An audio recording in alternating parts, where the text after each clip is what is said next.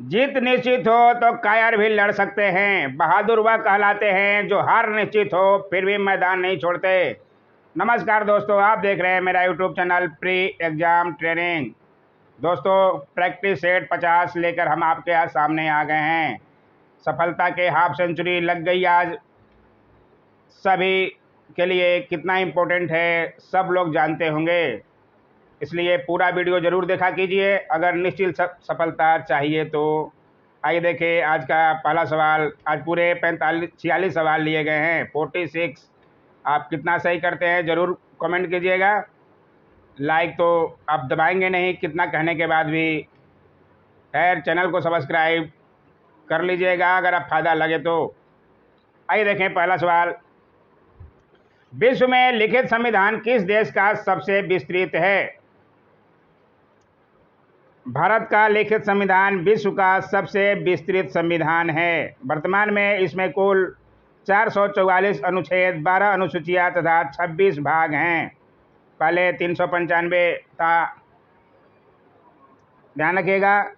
इसके अनुसार आपका सही जवाब भारत सब लोग जानते होंगे। आइए देखें अगला सवाल। भारतीय नौसेना की स्थापना कोचीन में कब की गई थी? भारतीय नौसेना की स्थापना, इसका सही जवाब है ए जनवरी 1969 ईस्वी में। ध्यान रखिएगा, भारतीय नौसेना नेवी को बोला जाता है। आइए देखें अगला सवाल। कबड्डी टीम में कितने खिलाड़ी होते हैं? 8, 11, 9, 5। कबड्डी की प्रत्येक टीम में कुल 7 खिलाड़ी होते हैं। ध्यान रखिएगा, कबड्डी के मैदान की लंबाई चौड़ाई क्रमशः 12.5 मीटर तथा 10 मीटर होती है। इसके अनुसार आप इसमें 7 तो दिया नहीं है, तो ई ऑप्शन आप लगा सकते हैं आसानी से। ध्यान रखिएगा, क्योंकि कबड्डी के टीम में एक टीम में कुल 7 खिलाड़ी होते हैं। महात्मा गांधी जल विद्युत उत्पादन प्लांट कहाँ स्थित है?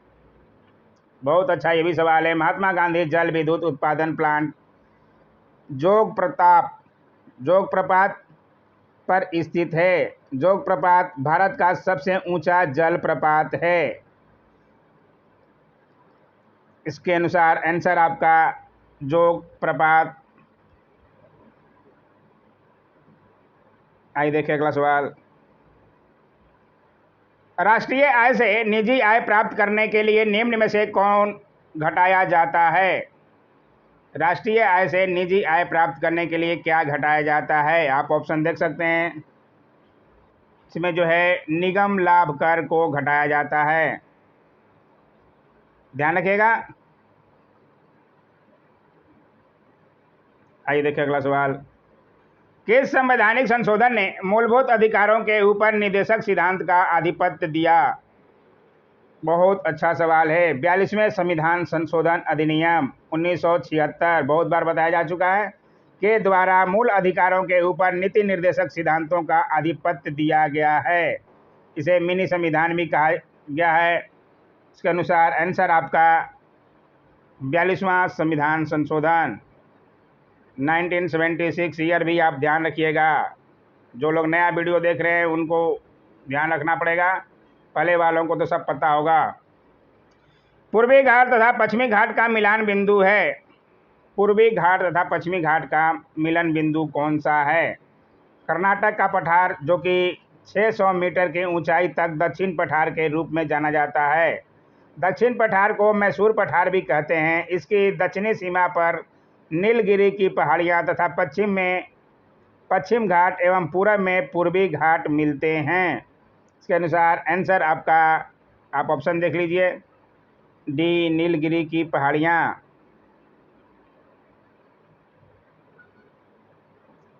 ध्यान रखिएगा। आइए देखिए अगला सवाल। गैल्वेनोमीटर का उपयोग किया जाता है। गैल्वेनोमीटर का उपयोग किस लिए किया जाता है? ये भी सवाल बार बार दिखता है। इसका सही जवाब है ए विद्युत धारा ज्ञात करने में। धारा मापी यह विद्युत परिपथ में विद्युत धारा की उपस्थिति बताने वाला एक सुग्रामी यंत्र है। इस यंत्र की सहायता से 10 के घात -6 एम्पियर तक की विद्युत धारा को मापा जा सकता है। ध्यान रखिएगा, उत्प्रेरक एक पदार्थ है जो आप ऑप्शन देख सकते हैं इसका। उत्प्रेरक किसी पदार्थ की उपस्थिति में यदि किसी रासायनिक अभिक्रिया की दर परिवर्तित हो जाती है किंतु पदार्थ स्वयं अभिक्रिया के अंत में रासायनिक रूप से अपरिवर्तित रहता है तो उसे उत्प्रेषण कहते हैं तथा ऐसे पदार्थ को उत्प्रेरक कहते हैं। इसके अनुसार आंसर आपका अभिक्रिया की दर बदल देता है। आइए देखें अगला सवाल। यकृत लीवर का कार्य है। लीवर का कार्य क्या है? बहुत बार ये सवाल लिखा गया है और बहुत अच्छा सवाल है। इसका सही जवाब है ग्लूकोज को ग्लूकोजन के रूप में संचित करना। ध्यान रखिएगा, लीवर सब लोग जानते होंगे, कार्बोहाइड्रेट उपापचय के अंतर्गत लीवर जो है रक्त के ग्लूकोज वाले भाग को ग्लाइकोजिन में परिवर्तित कर देता है। सिंधु घाटी सभ्यता का पतन नगर है। ये भी सवाल बहुत बार आया है। सिंधु घाटी सभ्यता का पतन नगर लोथल है। लोथल कहाँ पे है? गुजरात में। गुजरात के अहमदाबाद जिले में भोगवा नामक नदी के किनारे स्थित है। ये भी ध्यान रखिएगा, सेटर कहाँ से पूछेगा कोई नहीं जानता है। अहमदाबाद जिले में भोगवा नामक नदी का भी नाम आप ध्यान रख सकते हैं। इसलिए आंसर आपका ए लोथल। फाहियान कहाँ का निवासी था? फाहियान के बारे में बहुत पहले भी बताया जा चुका है। फाहियान जो है चीन का निवासी था। किसके शासनकाल में आया था? गुप्त सम्राट चंद्रगुप्त द्वितीय विक्रमादित्य के शासनकाल में। इसने 349 से 414 ईस्वी तक भारत के विभिन्न स्थानों का भ्रमण किया। ध्यान रखिएगा, इसके अनुसार आंसर आपका इजी से लगा सकते हैं, बहुत लोग जानते होंगे। आइए देखिए अगला सवाल। मानचित्र में पर्वत और पहाड़ को दर्शाया जाता है, किस रंग से दर्शाया जाता है? इसका सही जवाब है ए लाल रंग से। देखे होंगे मानचित्र आप लोग। आइए देखिए अगला सवाल। जंप बॉल शब्द निम्नलिखित में से किससे संबंधित है? किस खेल से संबंधित है jump ball? Jump ball basketball से संबंधित शब्द है। जो लोग बास्केटबॉल खेलते होंगे उनको पता होगा, इसलिए ध्यान रखिएगा बास्केटबॉल। जो नहीं जानते हैं वो नोट कर लें। निम्नलिखित में से कौन सी आकृति भूमिगत जल से बनी है? इसका सही जवाब है ए कार्स्ट बीडो।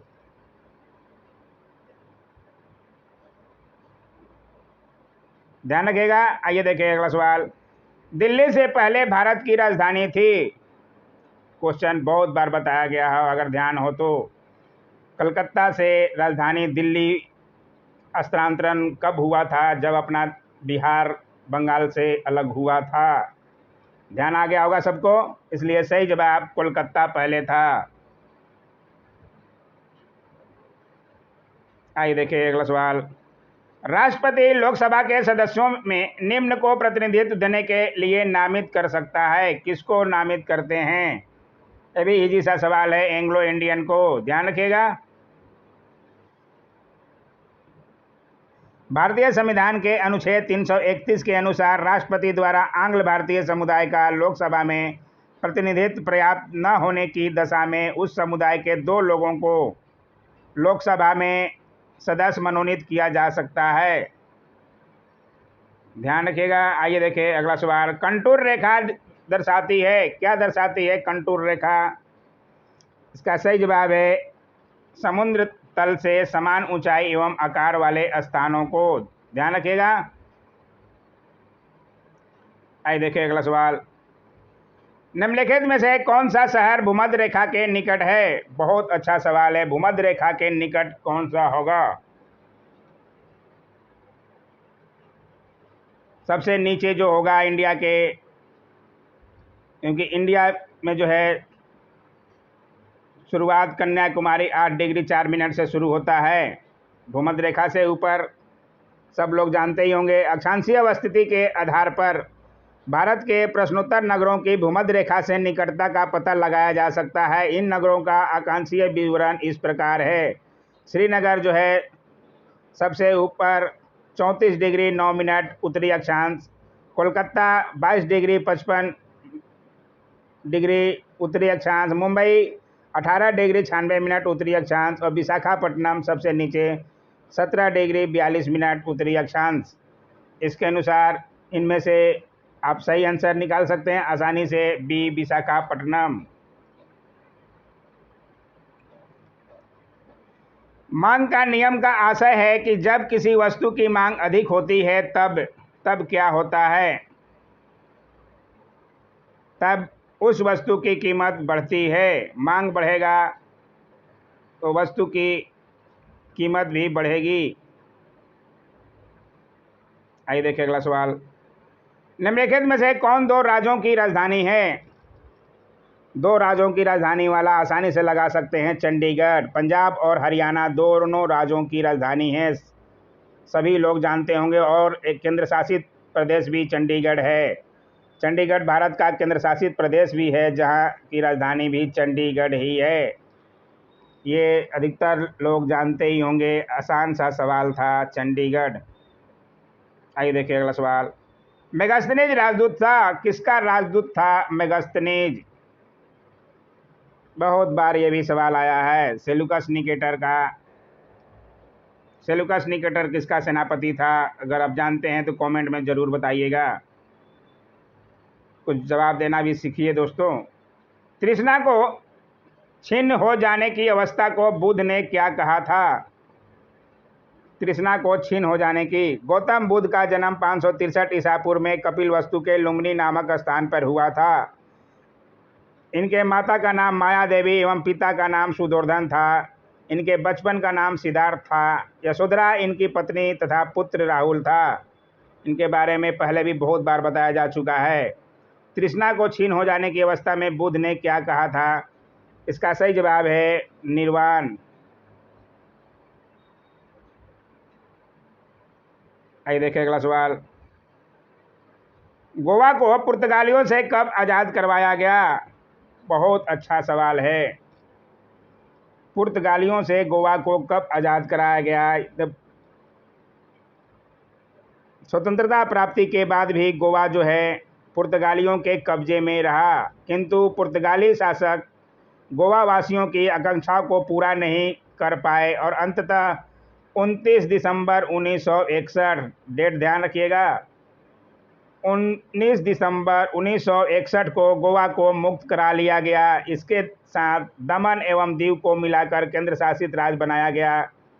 30 मई 1987 को गोवा को पूर्ण राज्य का दर्जा दिया गया। इसमें ऑप्शन 61 दिया नहीं है, 1961। इसके अनुसार ई ऑप्शन ध्यान रखिएगा, ई ऑप्शन क्यों हुआ?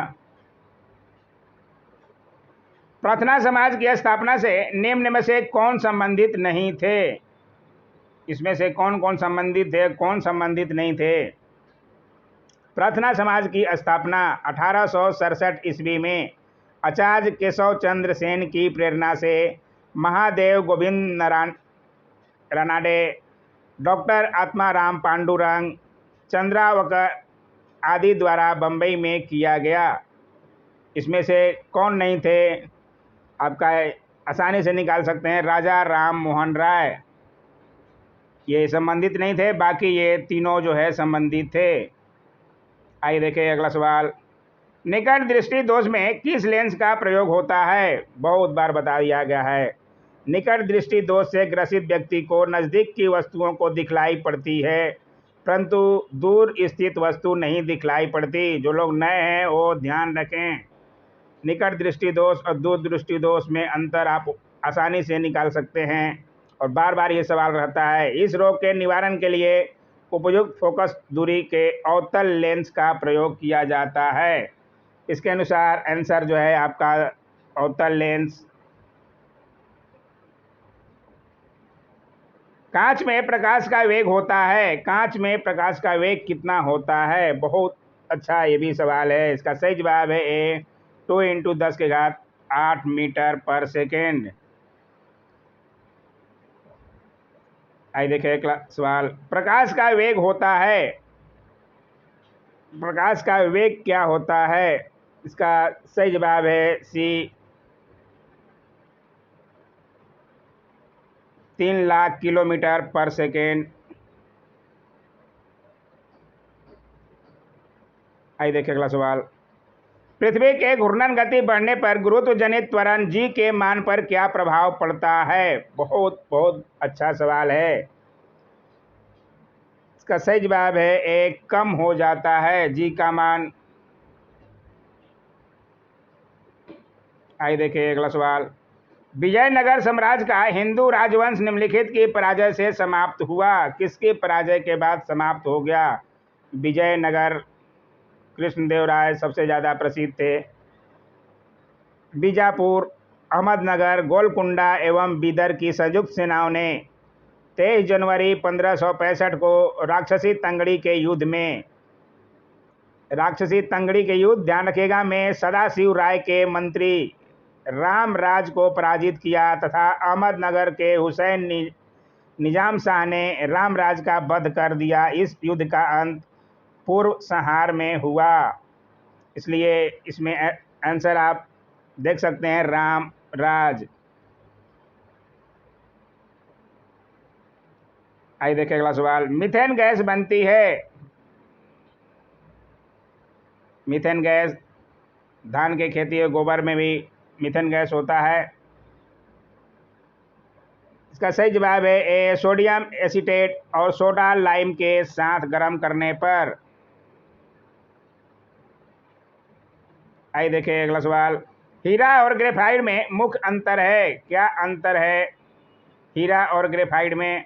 हीरा दुनिया का सबसे कठोर चीज, कल ही बताया था, बहुत बार देखा भी गया है। इसका सही जवाब है ए चतुष्फलकीय संरचना एवं षष्ठकोणीय संरचना। ध्यान रखिएगा दोनों का अलग अलग संरचना होती है। शुष्क सेल में जिंक की सतह पर होती है। शुष्क सेल में जिंक की सतह पर ऋणात्मक होता है। ध्यान रखिएगा।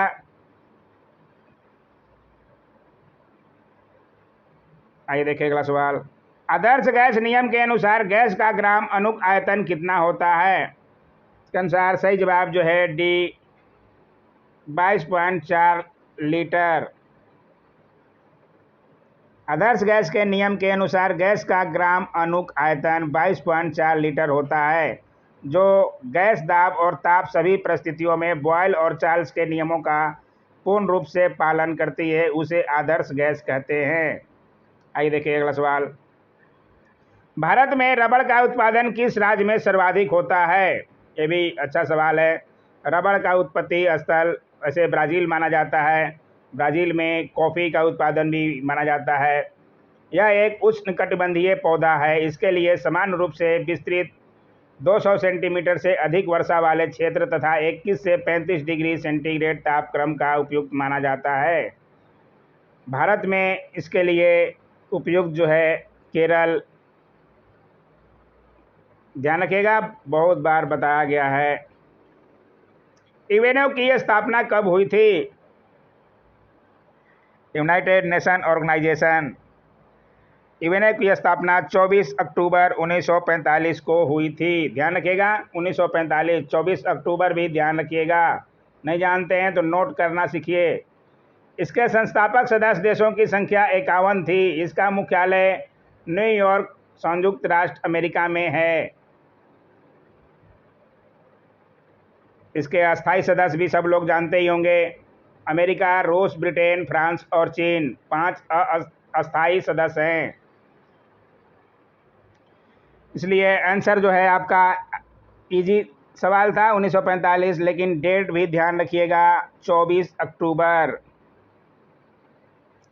सोमनाथ मंदिर को किस मुगल शासक मुसलमान आक्रमणकारी ने ध्वंस किया था? बहुत बहुत अच्छा सवाल है। मोहम्मद गजनवी का नाम कौन भूल सकता है। ने भारत में कुल 17 बार आक्रमण किया था। उसका सबसे चर्चित आक्रमण 1025 ईस्वी में सोमनाथ मंदिर पर हुआ, जिसमें सोमनाथ मंदिर को लूटा गया। इस लूट में उसे करीब 20 लाख दिनार की संपत्ति हाथ लगी थी। मोहम्मद गजनवी, ये उनका 16वां आक्रमण था सोमनाथ मंदिर। यहाँ पे उनको जाटों ने बहुत परेशान किया था। उन जाटों का बदला लेने के लिए ही वो भी देखना चाहते थे आखिर वो कौन जाट थे जो मेरा रास्ता रोके, इसलिए उन्होंने 17वां आक्रमण भी किया। सब लोगों को ये ज्ञात होना चाहिए। इसके अनुसार आंसर आप आसानी से लगा सकते हैं, डी महमूद गजनवी। भारतीय राष्ट्रीय कांग्रेस की प्रथम महिला अध्यक्ष कौन थी? बहुत सा इजी सवाल है, यहाँ भारतीय नहीं पूछ रहा है, ये भी ध्यान रखिएगा। इजी है लेकिन बहुत समझदारी से काम लेना पड़ता है। भारतीय राष्ट्रीय कांग्रेस की प्रथम महिला अध्यक्ष जो है श्रीमती एनी बेसेंट 33वें अधिवेशन में 1917 ईस्वी में कोलकाता में थी। जबकि प्रथम भारतीय पूछे, ध्यान रखिएगा, प्रथम भारतीय महिला अध्यक्ष पूछे तो श्रीमती सरोजिनी नायडू 41वें अधिवेशन में 1925 ईस्वी में कानपुर में थी। दोनों का आप ध्यान रखिएगा। सरोजिनी नायडू बाद में थी 41वां अधिवेशन, और भारतीय अगर पूछे तब सरोजिनी नायडू लगाना है, बाकी ऐसे पूछे प्रथम महिला तो एनी बेसेंट। आप समझदार हैं, समझ सकते हैं। आइए देखें अगला सवाल। गौतम बुद्ध के पिता का नाम था, अभी ऊपर ही मैंने बताया, इजी सा सवाल था। गौतम बुद्ध के पिता का नाम सुदोर्धन था, जो कि शाक्य गण के मुखिया थे। पाइप्ड प्राकृतिक गैस पीएनजी का प्रयोग किया जाता है, किस लिए किया जाता है? पाइप प्राकृतिक गैस पीएनजी मुख्यतः मीथेन यानी कि CH4 होता है। हाइड्रोजन और कार्बन के अनुपात मीथेन से में न्यूनतम होता है, जिसके कारण यह स्वच्छतम ईंधनों में से एक है। इसके अनुसार आंसर आप आसानी से लगा सकते हैं, पकाने यानी भोजन बनाने के लिए। घरों में सबके होता है। अंतर्राष्ट्रीय मुद्रा कोष निम्नलिखित में से कौन सा काम नहीं करता? अंतर्राष्ट्रीय मुद्रा कोष, आप पूरा ऑप्शन देख सकते हैं, इसलिए का सही जवाब है वह विनिमय दर को स्थिर करने के लिए नई मुद्रा बना सकता है, ये काम नहीं करता।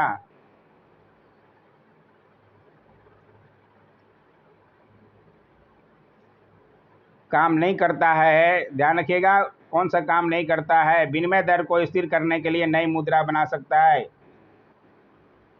विधान परिषद के लिए चुनाव लड़ने के इच्छुक व्यक्ति की न्यूनतम आयु होनी चाहिए। विधान परिषद,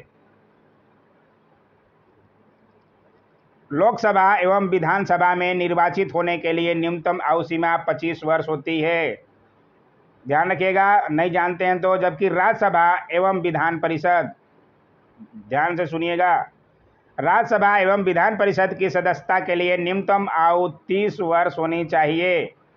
राष्ट्रपति एवं उपराष्ट्रपति बनने हेतु न्यूनतम आयु सीमा 35 वर्ष है, ये भी ध्यान रखिएगा। इसलिए विधान परिषद है, आप समझ सकते हैं इसका आंसर जो है 30 वर्ष। 30 वर्ष क्यों हुआ आप स्पष्ट समझ सकते हैं। आइए देखिए अगला सवाल। भारत की प्रथम पूर्णतः रंगीन फिल्म कौन सी थी? भारत की में निर्मित पहली टेक्निकल फिल्म झांसी की रानी थी, जो 1951 ईस्वी में रिलीज हुई। इसके निर्माता केदार शर्मा थे।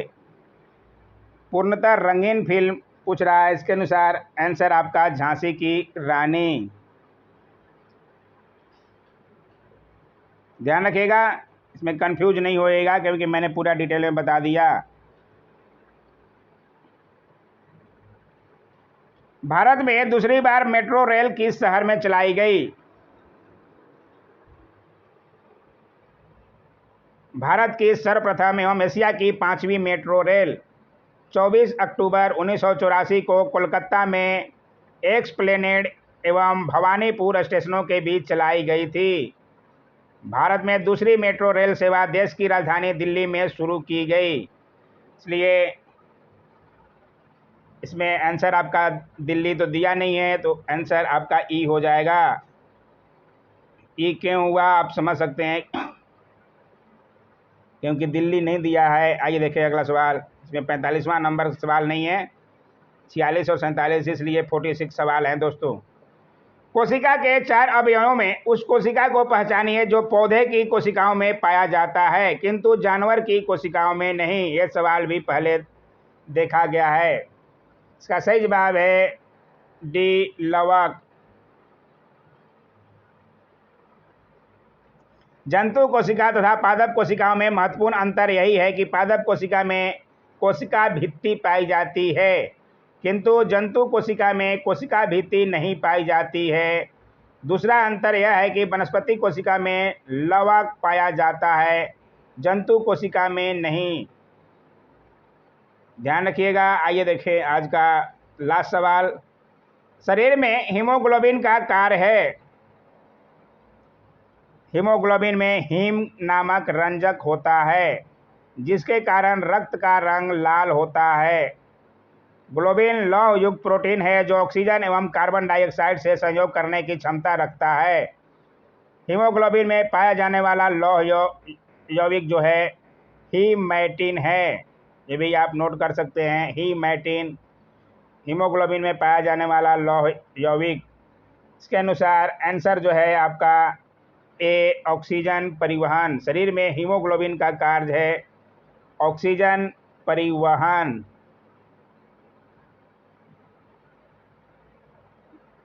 ये आज का वीडियो आपको कैसा लगा? कुछ ना कुछ तो सीखने को आज भी मिला ही होगा। आज तो हाफ सेंचुरी लग गई। अब कब चैनल को सब्सक्राइब कीजिएगा और लाइक कीजिएगा। लाइक और सब्सक्राइब चैनल को करते रहिए ताकि उससे मेरा भी थोड़ा हौसला बढ़ते रहे। Thanks for watching my YouTube channel.